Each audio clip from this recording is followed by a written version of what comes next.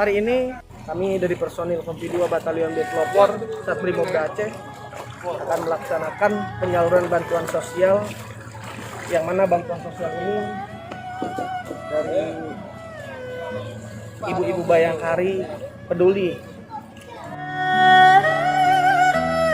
Mudah-mudahan ini cukup bermanfaat untuk saudara-saudara kita yang sedang terdampak banjir tersebut.